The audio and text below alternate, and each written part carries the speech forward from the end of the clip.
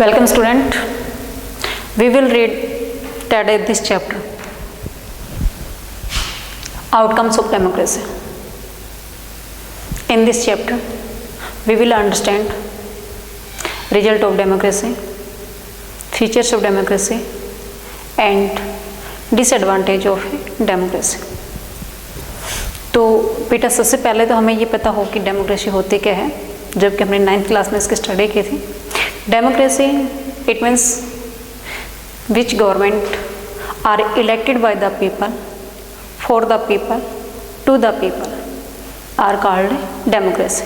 ये डेमोक्रेसी की सीधी सी एक डेफिनेशन है कि जिस कंट्री के अंदर गवर्नमेंट लोगों के द्वारा इलेक्ट हो और लोगों में से ही चुनी जाए और उन्हीं के लिए काम करे तो उसको डेमोक्रेसी बोलेंगे. It's okay. तो डेमोक्रेसी 2 टाइप्स की होती है. First direct democracy, second representative democracy.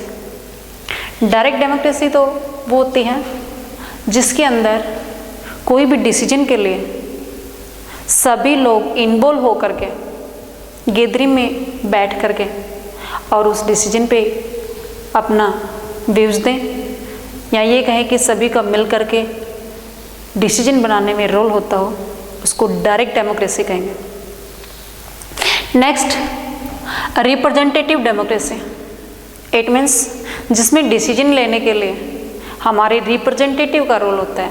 It means हमारी गवर्नमेंट में जो हमारे द्वारा इलेक्ट मेंबर होते हैं वो हमारे रिप्रेजेंटेटिव होते हैं. हमारे MLAs हैं, MPs हैं, या दूसरी हमारे एडमिनिस्ट्रेशन में जो लगे हुए लोग हैं जिसको हमने इलेक्ट करके भेजा है वो सारे हमारे रिप्रेजेंटेटिव हैं. तो इसके अंदर जो लोकल गवर्नमेंट है वो भी हमारे रिप्रेजेंटेटिव में ही आती है, यानी कि लोकल गवर्नमेंट में भी हम रिप्रेजेंटेटिव को इलेक्ट करके भेजते हैं. अब डायरेक्ट जो डेमोक्रेसी है वो पॉसिबल नहीं है जिस कंट्री के अंदर ज़्यादा पॉपुलेशन है, लाइक इंडिया. तो इंडिया में डायरेक्ट डेमोक्रेसी पॉसिबल नहीं है क्योंकि सभी लोग गैदरिंग में होकर के अपना डिसीजन लेने में सक्सेस नहीं है. इसलिए हमारे पास representative democracy. It's okay. Next point पे हमारे पास इसकी फीचर्स आ रही हैं बेटा. तो फीचर्स सबसे पहले तो मैंने आपको बताया था कि जिसके अंदर government is elected by the people, जिसके अंदर गवर्नमेंट लोगों के द्वारा इलेक्ट होती है. Second promotes equality among citizen. ये हमें इक्वलिटी प्रमोट करके देती है, यानी कि सभी को बराबर का अधिकार देती है. Improves the quality of a decision, क्योंकि डेमोक्रेसी के अंदर डिसीजन सेकंडों में, मिनटों में या आवर्स में नहीं होता है तैयार.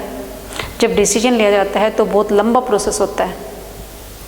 कोर्ट में जो जजेज होते हैं उनके द्वारा इस डिसीजन तक पहुंचाने के लिए पुलिस का, लॉयर का या एविडेंस का रोल होता है.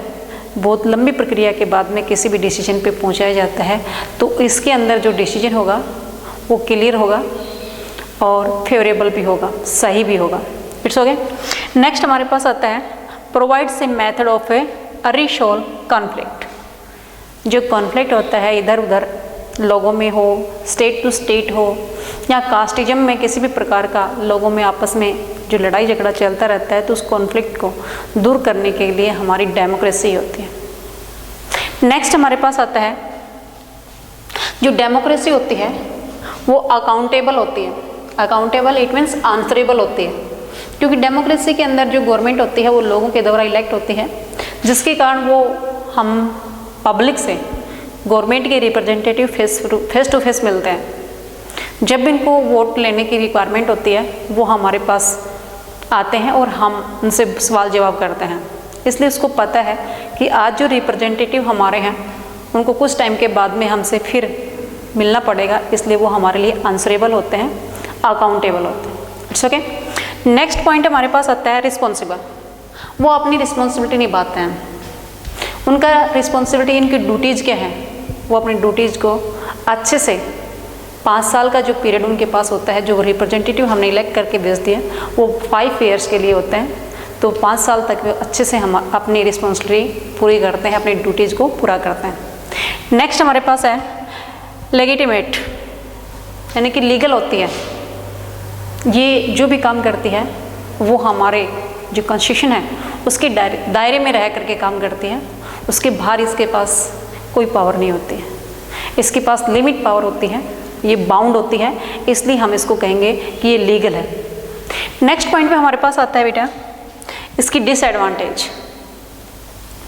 तो डिसएडवांटेज अगर आप लोगों से पूछा जाए कि आपके पास एडमिनिस्ट्रेशन का सिस्टम कौन सा आप लाइक करेंगे, मोनार्की सिस्टम या डेमोक्रेसी?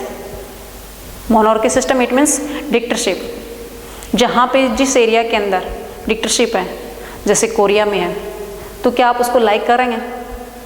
और इंडिया के अंदर हमारे पास डेमोक्रेसी है।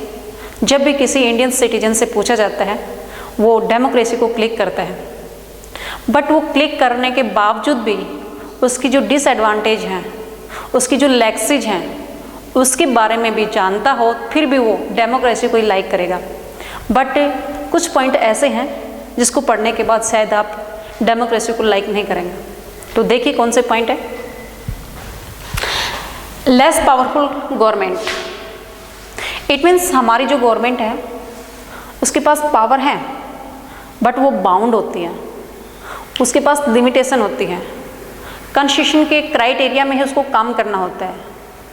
और अब अगर हमारा कॉन्स्टिट्यूशन उसको अलाउ नहीं करता है तो वो कोई भी काम नहीं कर पाती है। दूसरा, जब भी वो काम करने के लिए चलती है तो उसके माइंड में पब्लिक के जो डिमांड है वो आती है बार बार, इसलिए वो अपनी ठीक से अपने आइडियाज़ से नई पॉलिसी इम्प्लीमेंट करने से पहले काफ़ी बार सोचती है, इसलिए उसके पास पावर की डेफिशिएंसी है। अगर उसने किसी भी ग्रुप के साथ फेयर नहीं किया, किसी भी ग्रुप के लिए उसने दूसरे ग्रुप को अवॉइड कर दिया, तो नेक्स्ट टाइम पे वो गवर्नमेंट नहीं बना पाएगा। इसलिए हमारी गवर्नमेंट में पावर की डेफिशिएंसी है, यानी कि लेस पावर है। तो डेमोक्रेसी को आपने क्यों लाइक किया? नेक्स्ट पॉइंट पे हमारे पास आता है not stability in government. Not stability in government it means हमारे पास जो गवर्नमेंट है वो 5 ईयर के लिए बनती है। तो इसका मतलब ये हुआ कि 5 साल के लिए किसी ने भी अपना टाइम पास करना है कि उसको पता है कि भैया 5 साल से पहले तू यहाँ सीएम और पीएम की पोस्ट से नहीं हटने वाला, तो क्यों ना वो 5 साल के लिए अपनी पोस्ट को बचाने के लिए ऐसा कोई काम ही ना करे जिसके अंदर ना तो हमारी ग्रोथ हो और ना ही हमें कोई दूसरी डेवलपमेंट का वे मिले। तो इस प्रकार से वो कोई काम नहीं करेगा क्योंकि उसके पास स्टेबिलिटी नहीं है। अगर उसको पता हो कि लंबे टाइम तक तूने स्ट्रगल यहीं पे अपने पोस्ट पे यहाँ सीएम या पीएम की पोस्ट पे काम करना है, तो वो शायद शुरू स्टार्टिंग से ही इस प्रकार के डेवलपमेंट के काम करे जिससे हमारी ग्रोथ हो।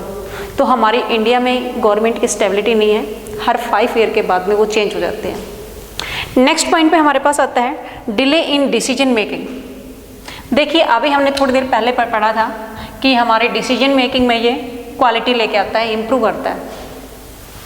तो क्वालिटी तो ठीक है, बट कई बार तो डिसीजन मेकिंग तब होता है जब उस आदमी की डेथ हो जाती है। तो डेथ होने के बाद अगर उसका डिसीजन होता है तो इट मीन्स वो उसके लिए कोई वैल्यू नहीं रखता है। इसलिए डिसीजन मेकिंग में बहुत डिले होती है, तो हम डेमोक्रेसी को लाइक क्यों करते हैं। नेक्स्ट पॉइंट पे हमारे पास आता है not equality on the basis of economic. Economic base में आप लोग देख रहे हैं अपने सराउंडिंग में बहुत सारे लोग ऐसे हैं जो बीपीएल हैं।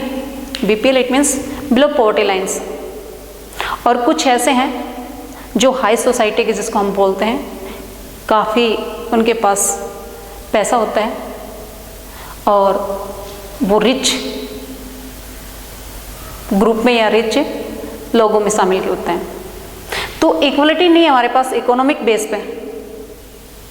अगर हमारी गवर्नमेंट इक्वलिटी देती तो क्यों ना हम सभी के पास इक्वल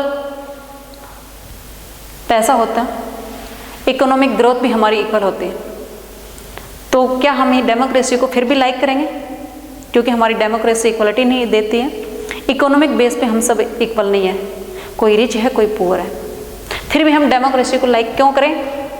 नेक्स्ट पॉइंट पे हमारे पास आता है majority rule over minority. It means हमारी कंट्री के अंदर जो माइनॉरिटी हैं जिसकी स्ट्रेंथ कम है, इट मीन्स वो कभी भी गवर्नमेंट नहीं बना पाएंगे। यहाँ मेजोरिटी का रूल्स होता है, तो मेजोरिटी का जो रूल है, इट मीन्स चाहे वो मेजोरिटी में मेंटल ही क्यों ना हो, फिर भी वो अगर यहाँ पे अपनी पावर को ले रहे हैं, गवर्नमेंट बना रहे हैं, तो हमारी डेमोक्रेसी कहाँ की ठीक हुई। हमने डेमोक्रेसी को क्यों लाइक किया?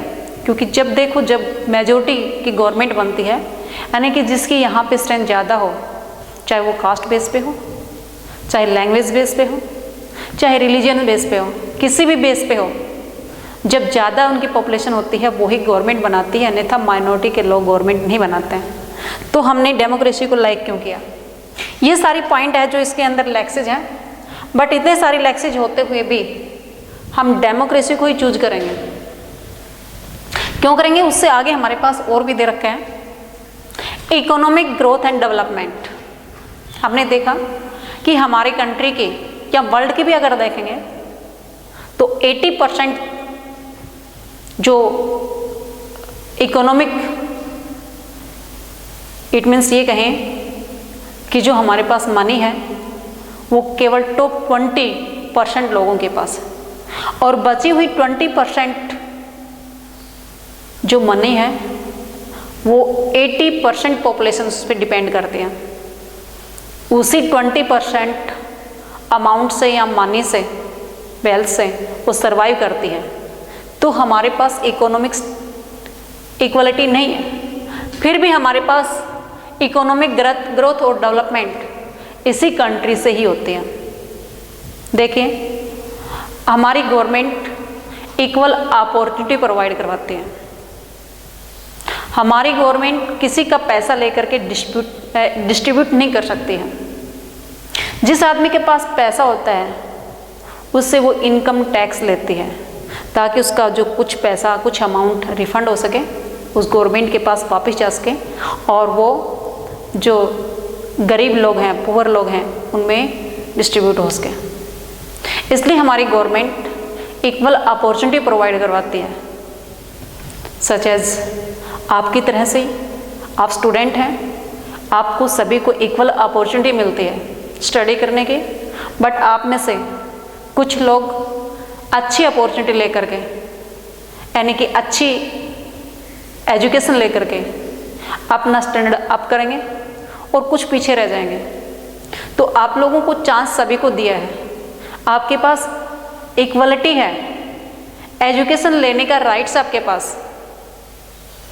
अगर आपने उसको नहीं लिया तो वो आपकी मर्जी है, हमारी गवर्नमेंट उसमें इन्वॉल्व नहीं हो सकती। जो बच्चा स्टडी करके अपनी ग्रोथ करेगा, इकोनॉमिक रूप से कल वो आपसे बेटर होगा, तो हमारी गवर्नमेंट उसका अमाउंट लेकर के आपके पास नहीं पहुंचाएगी। It's okay. इसलिए हमारी governments provides us equal opportunity. तो हमारे पास इक्वल अपॉर्चुनिटी होने के बावजूद इक्वल ग्रोथ के चांस मिलते हैं, बट हम इकोनॉमिक बेस पे इक्वल नहीं है, और ना ही हमारी गवर्नमेंट ये कर सकती है। अब हमने देखा है reduction of inequality and poverty. अब हमारी गवर्नमेंट, कई कंट्री ऐसी हैं जिसके अंदर डिक्टेटरशिप है ना, यानी कि कोरिया में, और कई कंट्री ऐसी हैं जहाँ डेमोक्रेसी है। जब हम कंपैरिजन करते हैं, सर्वे करते हैं, तो कई कंट्री डेमोक्रेसी कंट्री के इक्वलेंट जो डिक्टेटरशिप की कंट्री है, उस कंट्री में इकोनॉमिक ग्रोथ अच्छी है, वहाँ पॉवर्टी रेशियो कम है, but it is not responsible democracy for poor and rich. अब इसके अंदर डेमोक्रेसी का रोल नहीं होता है, इसके अंदर रोल होता है पॉपुलेशन का। हमारे इंडिया एक में 26% रेशियो बीपीएल का है, तो इसके लिए रिस्पॉन्सिबल हमारी डेमोक्रेसी नहीं है, इसके लिए रिस्पॉन्सिबल है हमारी पॉपुलेशन। और दूसरा रिस्पॉन्सिबल हमारे पास है नेचुरल रिसोर्सेज।